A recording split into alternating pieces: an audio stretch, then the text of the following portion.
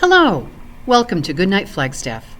I'm Tammy Rauschenbauch, ESL teacher at Mount Eldon Middle School and a regular reader for this program. Thank you for tuning in to our community story time. You can find a new chapter from one of our favorite family-friendly books at 8 p.m. each weeknight on the Literacy Center's YouTube channel and on Crater Radio, a local online radio station. The previous chapter is replayed on Crater Radio each weeknight at about 7:30, just before the new chapter airs. You can also listen to all previous Goodnight Flagstaff recordings on YouTube. We are currently reading The Fellowship of the Ring by J.R.R. Tolkein. If you'd like to check it out to read along with us at home, it is available at the library. Check one out today with your Coconino County Library card. Please email us if you'd like to join our team of readers and connect with your community through stories.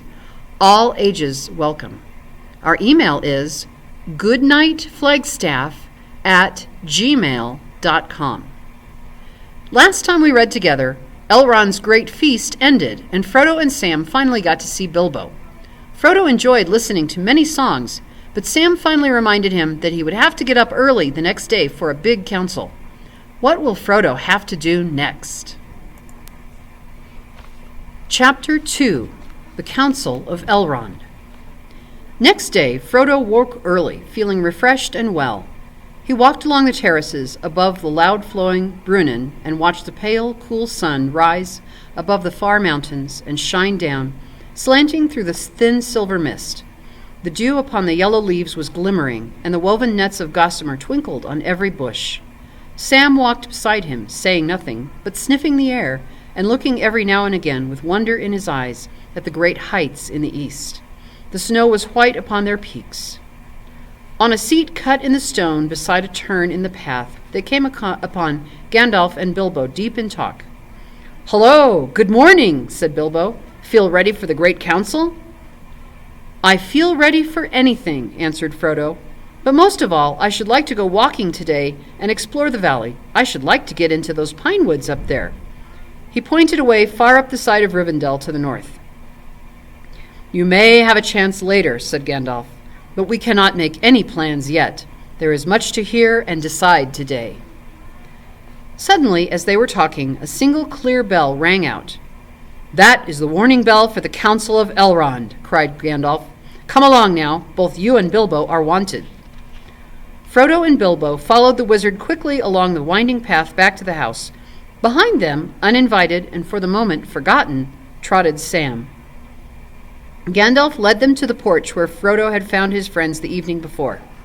The light of the clear autumn morning was now glowing in the valley. The noise of bubbling waters came up from the foaming riverbed. Birds were singing, and a wholesome peace lay on the land. To Frodo, his dangerous flight and the rumors of the darkness growing in a world outside already seemed only the memories of a troubled dream. But the faces that were turned to meet them as they entered were grave. Elrond was there, and several others were seated in silence about him. Frodo saw Glorfindel and Gloin, and in a corner alone Strider was sitting, clad in his old travel-worn clothes again. Elrond drew Frodo to a seat by his side and presented him to the company, saying, "Here, my friends, is the hobbit, Frodo, son of Drogo. Few have ever come hither through greater peril or on an errand more urgent." He then pointed out and named those whom Frodo had not met before. There was a younger dwarf at Gloin's side, his son Gimli. Beside Glorfindel, there were several other counselors of Elrond's household, of whom Erestor was the chief, and with him was Galdor, an elf from the Grey Havens, who had come on an errand from Círdan the shipwright. There was also a strange elf clad in green and brown, Legolas, a messenger from his father Thranduil, the king of the elves of northern Mirkwood. And seated a little apart was a tall man with a fair and noble face, dark-haired and gray-eyed, proud and stern of glance. He was cloaked and booted as if for a journey on horseback, and indeed, though his garments were rich and his cloak was lined with fur, they were stained with long travel. He had a collar of silver in which a single white stone was set. His locks were shorn about his shoulders. On a baldric he wore a great horn tipped with silver that now was laid upon his knees. He gazed at Frodo and Bilbo with sudden wonder. "Here," said Elrond, turning to Gandalf, "is Boromir, a man from the south. He arrived in the gray morning and seeks for counsel. I have bidden him to be present, for here his questions will be answered. Not all that was spoken and debated in the council need now be told. Much was said of events in the world outside, especially in the south, and in the wide lands east of the mountains. Of these things Frodo had already heard many rumors, but the tale of Gloin was new to him, and when the dwarf spoke, he listened attentively. It appeared that amid the splendor of their works of hand, the hearts of the dwarves of the Lonely Mountain were troubled. It is now many years ago, said Gloin, that a shadow of disquiet fell upon our people. Whence it came we did not at first perceive. Words began to be whispered in secret. It is said that we were hemmed in a narrow place, and that greater wealth and splendor would be found in a wider world. Some spoke of Moria, the mighty works of our fathers that are called in our own tongue Khazad-dûm, and they declared that now at last we had the power and numbers to return. Gloin sighed. Moria, Moria, wonder of the northern world. Too deep we delved there, and woke the nameless fear. Long have its vast mansions lain empty since the children of Durin fled. But now we spoke of it again with longing, and yet with dread, for no dwarf has dared to pass the doors of Khazad-dûm for many lives of kings, save Thror only, and he perished. At last, however, Balin listened to the whispers and resolved to go, and though Dain did not give leave willingly, he took with him Ori and Oin and many of our folk, and they went away south. That was nigh on 30 years ago. For a while we had news, and it seemed good. Messages reported that Moria had been entered and a great work begun there. Then there was silence, and no word has ever come from Moria since. Then about a year ago a messenger came to Dain, but not from Moria, from Mordor, a horseman in the night, who called Dain to his gate. The Lord Sauron the Great, he said, wished for our friendship. Rings he would give for it, such as he gave of old. And he asked urgently concerning hobbits, of what kind they were and where they dwelt.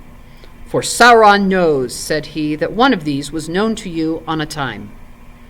At this we were greatly troubled, and we gave no answer. And then his fell voice lowered, and he would have sweetened it if he could. As a small token only of your friendship, Sauron asks this, he said, that you should find this thief, such was his word, and get from him, willing or no, a little ring, the least of rings, that once he stole. It is but a trifle that Sauron fancies, and an earnest of your goodwill. Find it, and the 3 rings that the dwarf sires possessed of old shall be returned to you, and the realm of Moria shall be yours forever. Find only news of the thief, whether he still lives and where, and you shall have great reward and lasting friendship from the Lord. Refuse, and things will not seem so well. Do you refuse? At that his breath came like the hiss of snakes, and all who stood by shuddered. But Dain said, I say neither yea nor nay. I must consider this message and what it means under its fair cloak. Consider well, but not too long, said he. The time of my thought is my own to spend, answered Dain. For the present, said he, and rode into the darkness. Heavy have the hearts of our chieftains been since that night. We needed not the fell voice of the messenger to warn us that his words held both menace and deceit. For we knew already that the power that has re-entered Mordor has not changed, and ever it betrayed us of old. Twice the messenger has returned and has gone unanswered. The third and last time, so he says, is soon to come, before the ending of the year. And so I have been sent at last by Dain to warn Bilbo that he is sought by the enemy, and to learn, if may be, why he desires this ring, this least of rings. Also we crave the advice of Elrond. For the shadow grows and draws nearer. We discover that messengers have come also to King Brand in Dale, and that he is afraid. We fear that he may yield. Already war is gathering on his eastern borders. If we make no answer, the enemy may move men of his rule to assail King Brand, and Dain also. You have done well to come, said Elrond. You will hear today all that you need in order to understand the purposes of the enemy. There is naught that you can do other than to resist, with hope or without it. But you do not stand alone. You will learn that your trouble is but part of the trouble of all the western world. The ring! What shall we do with the ring? the least of rings, the trifle that Sauron fancies. That is the doom that we must deem. That is the purpose for which you are called hither. Called, I say, though I have not called you to me, strangers from distant lands. You have come and are here met in this very nick of time, by chance as it may seem. Yet it is not so. Believe rather that it is so ordered that we who sit here, and none others, must now find counsel for the peril of the world. Now, therefore, things shall be openly spoken that have been hidden from all but a few until this day. And first, so that all may understand what is the peril, the tale of the ring shall be told from the beginning even to this present, and I will begin that tale, though others shall end it. Then all listened, while Elrond in his clear voice spoke of Sauron and the rings of power, and their forging in the second age of the world long ago. A part of his tale was known to some there, but the full tale to none, and many eyes were turned to Elrond in fear and wonder as he told of the elven smiths of Eregion and their friendship with Moria, and their eagerness for knowledge by which Sauron ensnared them. For in that time he was not yet evil to behold, and they received his aid and grew mighty in craft, whereas he learned all their secrets and betrayed them, and forged secretly in the mountain of fire the one ring to be their master. But Celebrimbor was aware of him, and hid the three which he had made, and there was war, and the land was laid waste, and the gate of Moria was shut. Then through all the years that followed he traced the ring, but since that history is elsewhere recounted, even as Elrond himself set it down in his books of lore, it is not here recalled.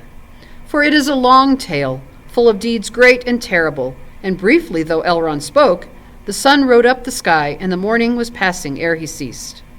Of Númenor he spoke, its glory and its fall, and the return of the kings of men to Middle-earth out of the deeps of the sea, borne upon the wings of storm. Then Elendil the Tall and his mighty sons Isildur and Anarion became great lords, and the north realm they made in Arnor, and the south realm in Gondor, about the mouths of the Anduin. But Sauron of Mordor assailed them, and they made the last alliance of elves and men, and the hosts of Gil-galad and Elendil were mustered in Arnor. Thereupon Elrond paused a while and sighed. I remember well the splendor of their banners, he said. It recalled to me the glory of the elder days and the hosts of Beleriand. So many great princes and captains were assembled, and yet not so many, not so fair, as when Thangorodrim was broken, and the elves deemed that evil was ended forever, and it was not so. You remember? Said Frodo, speaking his thought aloud in his astonishment. But I thought, he stammered as Elrond turned toward him, I thought that the fall of Gil-galad was a long age ago. So it was indeed, answered Elrond gravely, but my memory reaches back even to the elder days.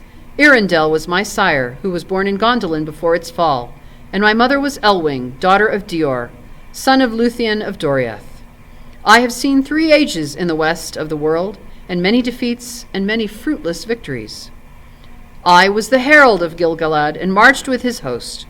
I was at the battle of Dagorlad before the Black Gate of Mordor, where we had the mastery.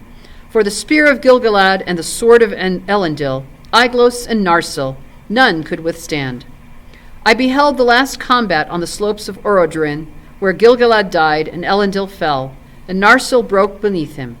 But Sauron himself was overthrown, and Isildur cut the ring from his hand with the hilt shard of his father's sword, and took it for his own. At this the stranger Boromir broke in. So that is what became of the ring, he cried. If ever such a tale was told in the south, it has long been forgotten. I have heard of the great ring of him that we do not name, but we believed that it perished from the world in the ruin of his first realm. Isildur took it. That is tidings indeed. Alas, yes, said Elrond, Isildur took it, as should not have been. It should have been cast then into Orodruin's fire, nigh at hand where it was made. But few marked what Isildur did. He alone stood by his father in that last mortal contest, and by Gil-galad only Círdan stood, and I. But Isildur would not listen to our counsel. This I will have as weregild for my father and my brother, he said, and therefore, whether we would or no, he took it to treasure it. But soon he was betrayed by it to his death, and so it is named in the north Isildur's bane. Yet death maybe was better than what else might have befallen him. Only to the north did these tidings come, and only to a few. Small wonder it is that you have not heard them, Boromir. From the ruin of the Gladden fields, where Isildur perished, 3 men only ever came back over the mountains after long wandering. One of these was Otar, the esquire of Isildur, who bore the shards of the sword of Elendil, and he brought them to Valandil, the heir of Isildur, who, being but a child, had remained here in Rivendell. But Narsil was broken, and his light extinguished, and it had not yet been forged again. Fruitless did I call the victory of the last alliance? Not wholly so, yet it did not achieve its end. Sauron was diminished, but not destroyed. His ring was lost, but not unmade. The Dark Tower was broken, but its foundations were not removed, for they were made with the power of the ring, and while it remains, they will endure. Many elves and many mighty men, and many of their friends had perished in the war.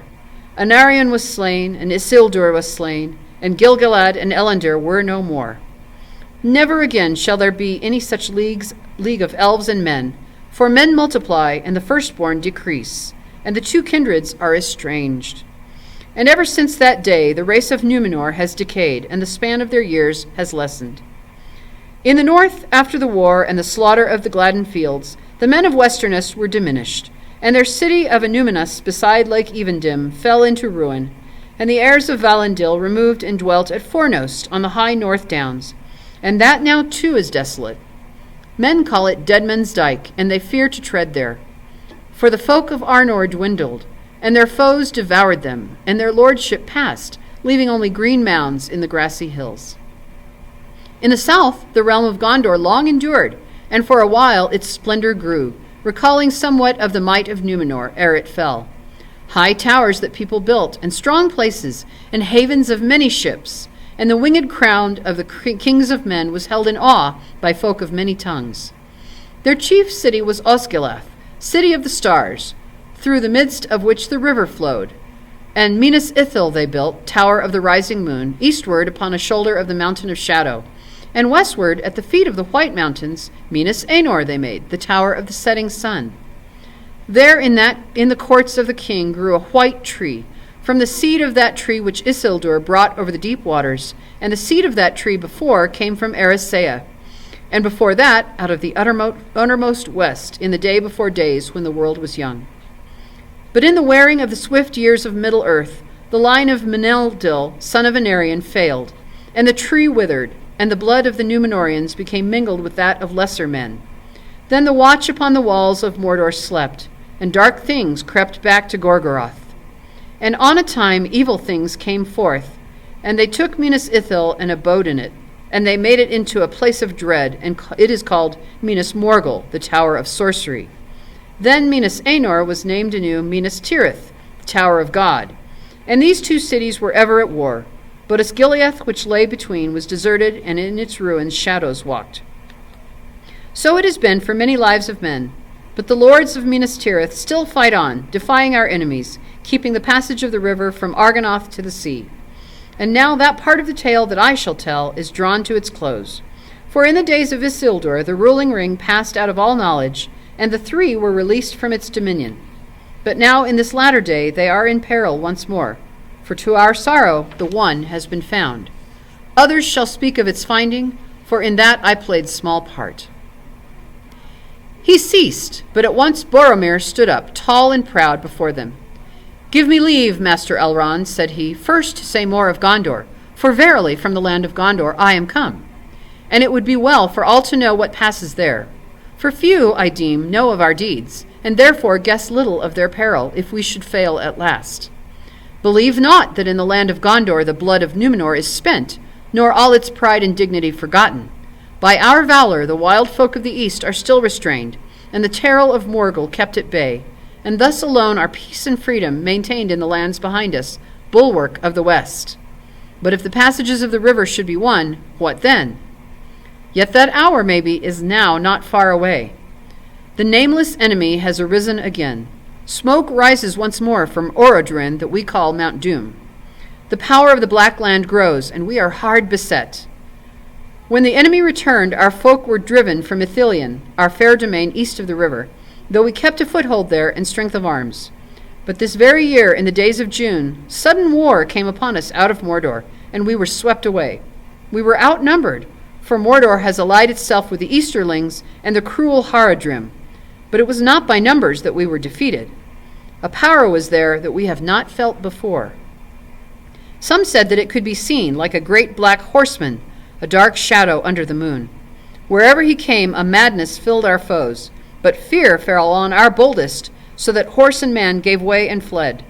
Only a remnant of our eastern force came back, destroying the last bridge that still stood amid the ruins of Osgiliath. I was in the company that held the bridge until it was cast down behind us. 4 only were saved by swimming, my brother and myself and 2 others. But still we fight on, holding all the west shores of Anduin, and those who shelter behind us give us praise, if ever they hear our name, such praise but little help. Only from Rohan now will any man ride to us when we call. In this evil hour I have come on an errand over many dangerous leagues to Elrond. 110 days I have journeyed all alone. But I do not seek allies in war. The might of Elrond is in wisdom and not in weapons, it is said. I come to ask for counsel and the unraveling of hard words.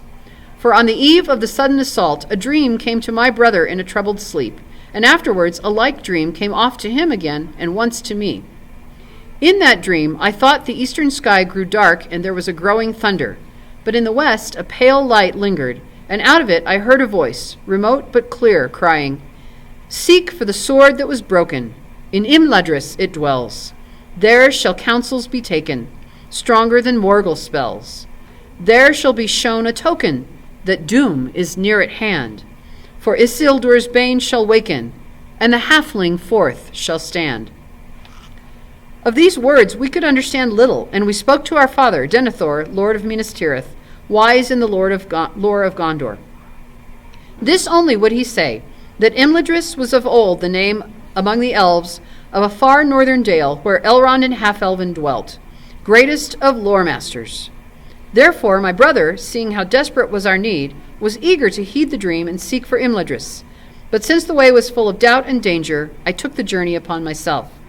Loth was my father to give me leave, and long have I wandered by roads forgotten, seeking the house of Elrond, of which many had heard, but few knew where it lay. "And here in the house of Elrond more shall be made clear to you," said Aragorn, standing up.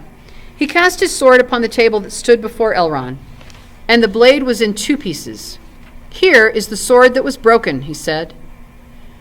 "And who are you, and what have you to do with Minas Tirith?" asked Boromir, looking in wonder at the lean face of the ranger and his weather-stained cloak. "He is Aragorn, son of Arathorn," said Elrond, "and he is descended through many fathers from Isildur, Elendil's son of Minas Ithil. He is the chief of the Dunedain in the north, and few are now left of that folk." "Then it belongs to you, and not to me at all!" cried Frodo in amazement, springing to his feet, as if he expected the ring to be demanded at once. "It does not belong to either of us," said Aragorn, "but it has been ordained that you should hold it for a while." "Bring out the ring, Frodo," said Gandalf solemnly. "The time has come. Hold it up, and then Boromir will understand the remainder of his riddle." There was a hush, and all turned their eyes on Frodo. He was shaken by a sudden shame and fear, and he felt a great reluctance to reveal the ring, and a loathing of its touch. He wished he was far away. The ring gleamed and flickered as he held it up before them in his trembling hand. "Behold Isildur's bane," said Elrond. Boromir's eyes glinted as he gazed at the golden thing.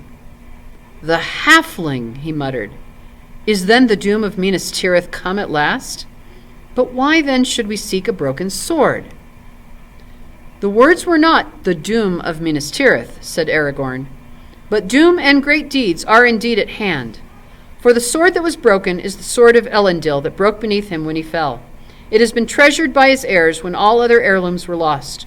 For it was spoken of old among us that it should be made again when the ring, Isildur's bane, was found. Now you have seen the sword that you sought.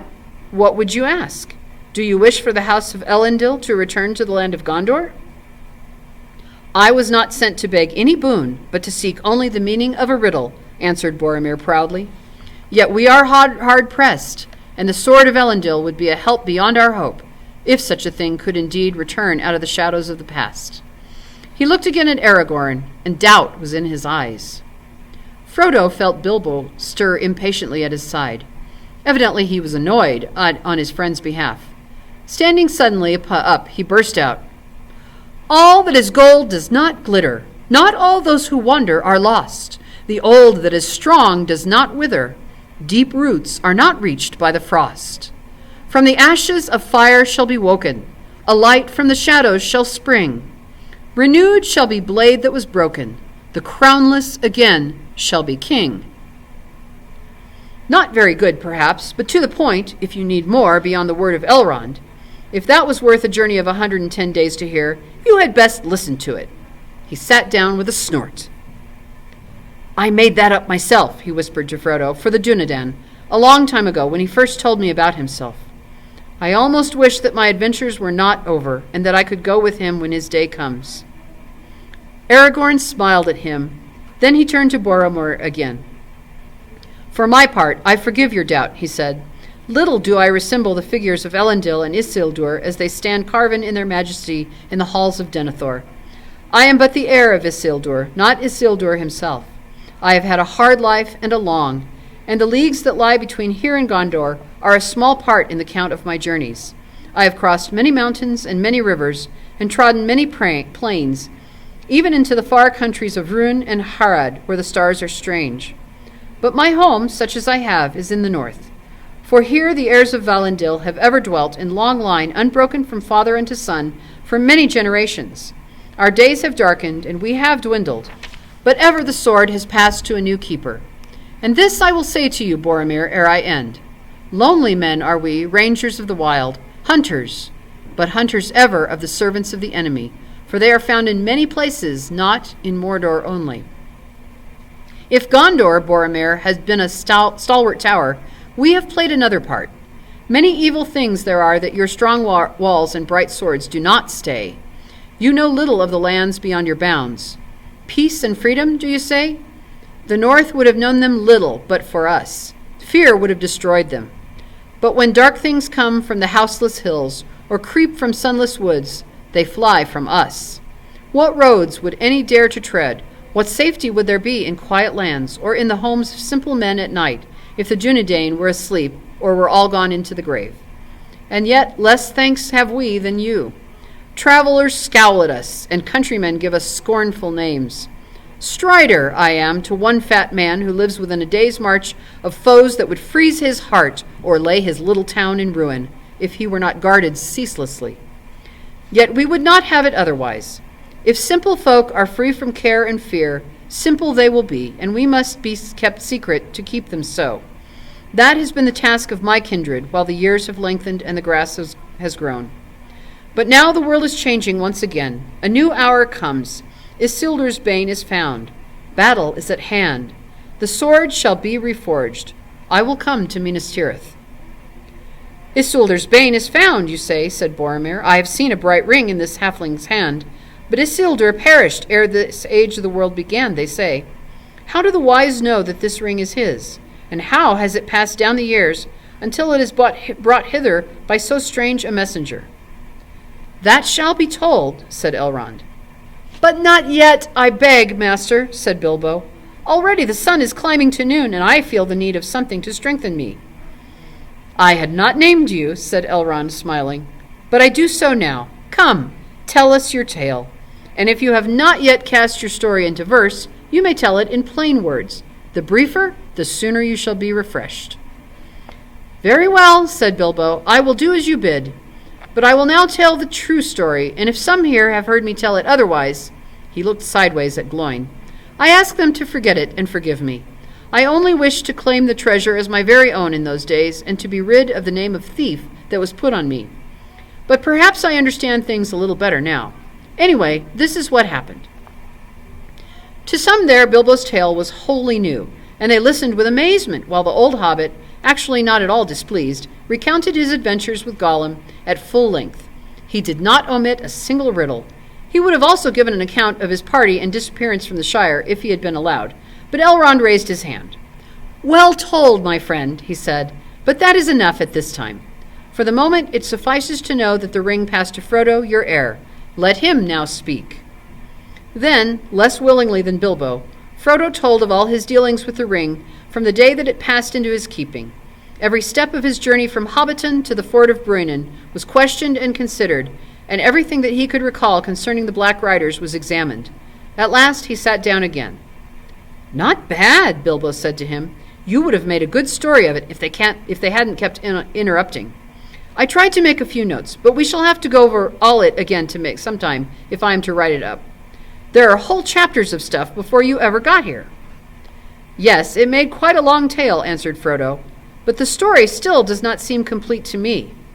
I still want to know a good deal, especially about Gandalf." Thank you for tuning in. Join us next time for the next part of Chapter 2 in Book 2 of the Fellowship of the Ring. Good night, Flagstaff.